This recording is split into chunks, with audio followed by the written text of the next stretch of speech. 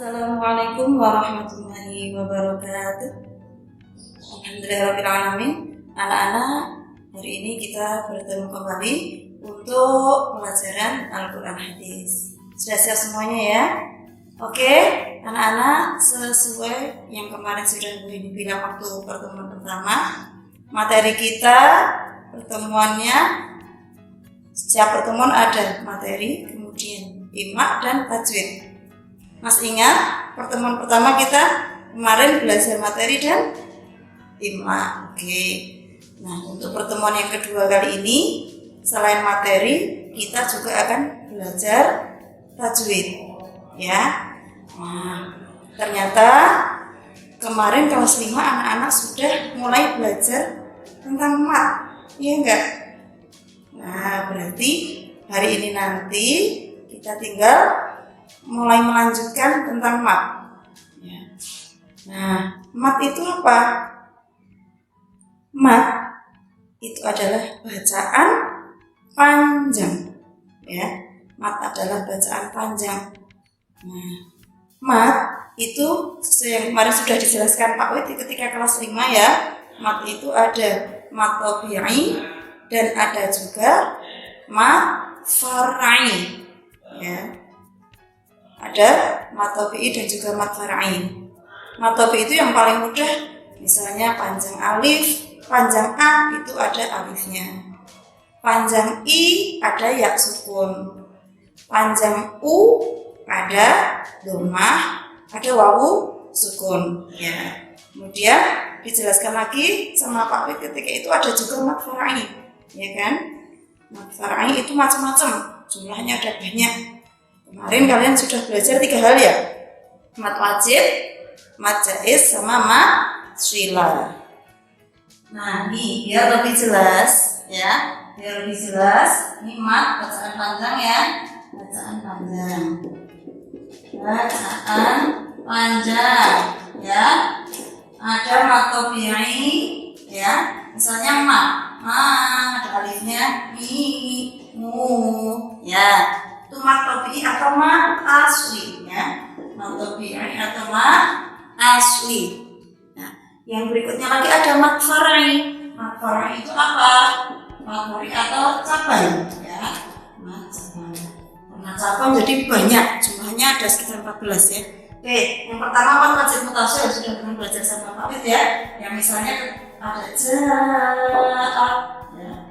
Ada huruf mat bertemu dengan hamzah. Yang berikutnya mat jaiz munfasil ya. Mat jaiz munfasil ya, sama jika ada huruf mat bertemu dengan hamzah dalam 2 kalimat. Misalnya ya ayyuha ya, mat jaiz munfasil. Yang berikutnya lagi mat shilah. Nah, mat shilah itu yang bu kayak gitu ya, bu, hi. Nah, ada mat shilah qasirah, ada mat shilah tawilah. Nah, yang berikutnya lagi yang akan kita pelajari mulai kelas 6 ini, karena ini sudah semua di kelas 5 ya. Yang mulai kelas 6 ini kita akan belajar yaitu mat, masih cabangnya mat far'i ya. Nanti di sini mat aiwat, mat aiwat ya, mat aiwat, mat aiwat ya, mat aiwat, mat aiwat atau mat pengganti ya. Nah, mat aiwat itu apa? Jika ada fathah tanwin yang diwakafkan. Jadi ada fathah tanwin, ini fathah tanwin di akhir diwakafkan. Nah, terus gimana cara bacanya? Cara bacanya dibaca panjang 2 harokat. Contohnya apa? Urfan ya, urfan, karena di akhir jadi urfan, panjang 2 harokat. Wal mursalati urfa ya, asfan ya, asfan jadi asfa. Fal musifati asfa. Nah, paham ya? Apa itu matimat? Mat pengganti. Ada fathah tanwin di akhir, kemudian nanti ada latihannya ya. Ya, yang berikutnya ada lagi satu materi yaitu mad arid lis sukun. Mad arid lis sukun. Apa itu mad arid lis sukun? Nah, mad arid lis sukun adalah jika ada huruf mad yang setelahnya adalah huruf hidup atau huruf berharokat, kemudian bertemu dengan wakof. Nah, terus cara bacanya gimana? Dibaca panjang 6 boleh, 4 boleh, atau 2 harokat. Nah, gimana tuh maksudnya? Nih, misalnya ini ada huruf mad nih, huruf mad lalunya huruf mad bertemu dengan huruf hidup. Nah, ini huruf hidup. Kemudian ketemu dengan wakof. Di sini diwakofkan di akhir ya. Nah, dibaca panjang. Tadinya mu'minuna itu mesti dua harokat saja. Tapi kalau jadi mu'minun karena diwakofkan, maka menjadi paling pendek 2, 4 atau 6 ya. Mu'minun muslihin gitu ya. Karena untuk mad arid lis sukun sebenarnya panjangnya boleh 2 atau 4 atau 6. Nah, namun paling ternyata 2 boleh ya, memang boleh. Tapi kita sebagai guru kadang kalau kalian panjangnya 2 nanti berkurang, jadinya nggak panjang. Maka kita pilih aman. Kalau ketika mad arid lis sukun anak-anak diterapkan pakai 4 atau 6 harokat. Jadi misalnya pakai 4 harokat turun sedikit masih lebih dari 2 harokat.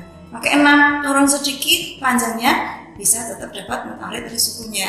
Tapi kalau kalian pakainya cuma 2 harokat, nanti ternyata kurang panjang, jadinya nggak panjang. Nah, berarti ngajinya nggak sesuai dengan tajwid. Gitu, paham kan? Kenapa kalau mad arid lis sukun mesti guru mengingatkan kalau kurang panjang.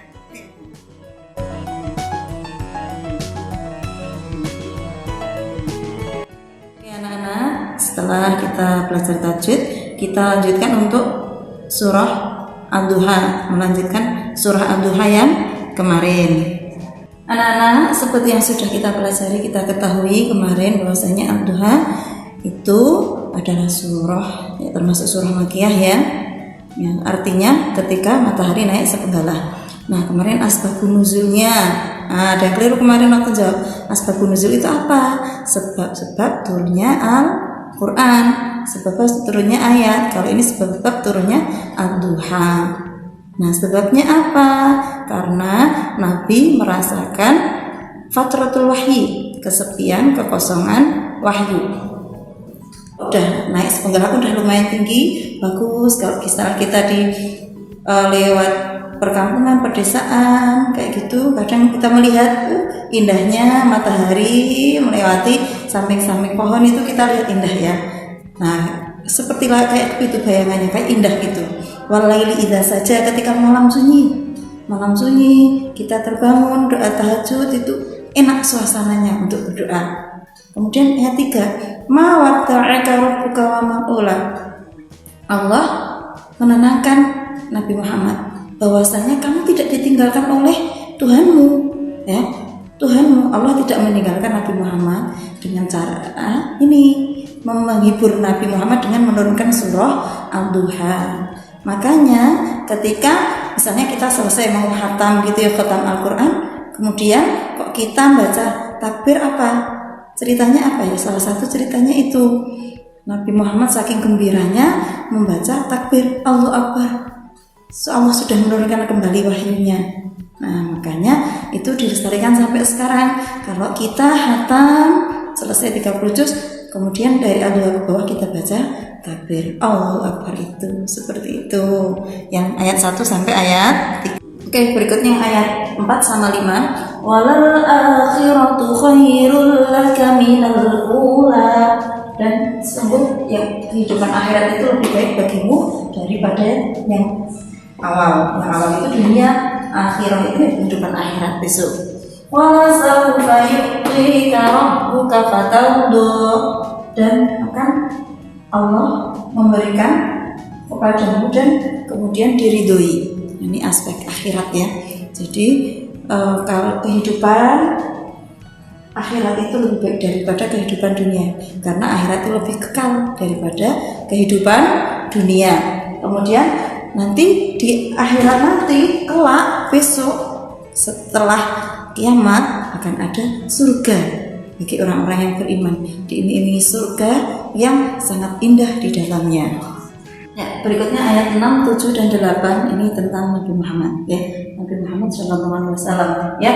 Alam yajidka yatima fa'awa. Alam yajidka, bukankah Allah menemuimu yatimam fa'awa? Bukankah Nabi Muhammad itu ditemu dalam keadaan yatim, fa'awa, maka ditumbuhkan orang-orang yang hati orang-orang untuk mencintai Nabi Muhammad, di mana Nabi Muhammad ketika lahir dalam kondisi yatim, kemudian dirawat Halimatus Sa'diyah ya, kemudian kembali ke ibundanya Nabi Muhammad. Setelah ibundanya meninggal, diasuh oleh kakeknya meninggal, diasuh oleh pamannya, selalu ada yang mengasuh gitu ya. Kemudian wa wajadaka dhallan fahada, dan menemuimu dalam kondisi bingung. Nabi Muhammad bingung, belum punya petunjuk, fahada, maka diberikan petunjuk berupa Al-Quran. Wa wajadaka ilam fa'auna, dan Nabi Muhammad dikayakannya apa? Ditemukan dengan istrinya yang seorang saudagar kaya di Arab ketika itu yang namanya Siti Khadijah. Jadi ceritanya tentang Nabi Muhammad. Oke, berikutnya ayat 9 dan 10 ini aspek sosial ya. Fa'ammal yatima fala taqhar ya. Maka terhadap anak yatim itu tidak boleh menghardik, tidak boleh disia-siakan. Wa ammasaila fala tanhar, begitu juga terhadap peminta-minta, itu tidak boleh disia-siakan, dihardik, kemudian malah diusir. Peminta-minta ya berarti kita kasih, itu kan kita berbuat baik terhadap anak yatim, peminta-minta, termasuk aspek sosial, kita berbuat baik kepada orang lain, menolong orang lain. Dan ayat terakhir, wa amma bi ni'mati rabbika fahaddits, dan terhadap nikmat Allah maka bersyukurlah ya. Kita bersyukur kepada Allah. Allah sudah memberikan semua nikmatnya kepada kita. Coba kalau berkurang satu nikmat saja, kita akan sangat merasakan kekurangan. Misalnya satu saja sakit ya, satu mata sakit, satunya nggak sakit, itu kita sudah kesusahan ya, mau melihat nggak enak, itu satu saja. Nah, makanya kita bersyukur dengan cara beribadah lebih banyak kepada Allah, beramal baik, menjaga diri, berbuat baik kepada orang tua, berbuat baik kepada guru, berbuat baik kepada masyarakat, teman, gitu ya. Oke, itu tentang surah Ad-Duha. Sudah selesai untuk surah Ad-Duha, kita akan lanjutkan untuk materi besok, materi yang berikutnya. Terima kasih. Assalamualaikum warahmatullahi wabarakatuh.